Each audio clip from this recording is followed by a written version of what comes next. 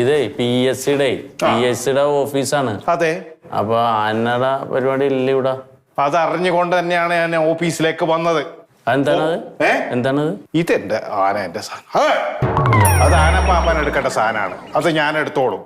വനം വകുപ്പിന്റെ PSC പരീക്ഷ ഞാൻ എഴുതി ആനപ്പാപ്പന്റെ തസ്തിക. റാങ്ക് ലിസ്റ്റിലുണ്ട് ആനപ്പാപ്പന്റെ അല്ലേ? എന്ത് മണ്ട ചോദ്യങ്ങളാണ് നിങ്ങൾ ചോദിച്ചുകൊണ്ടിരിക്കുന്നത്?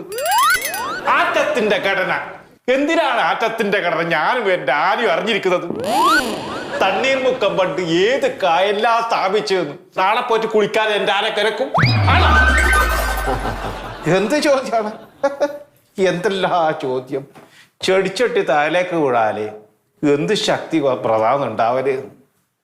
ആനേര പിണ്ടം താഴേക്ക് വീണാല് അത് നമുക്ക് കൃത്യമായിട്ട് പറയാൻ പറ്റും എത്ര പിണ്ടം താഴെ വീണെന്ന്. അത് തിന്നതിന് കണക്കാറ്റ് വീഴും, അത് നമുക്കറിയും. എന്തിനാണ് ഇങ്ങനെ മണ്ടൻ ചോദ്യങ്ങൾ ചോദിക്കുന്നത്?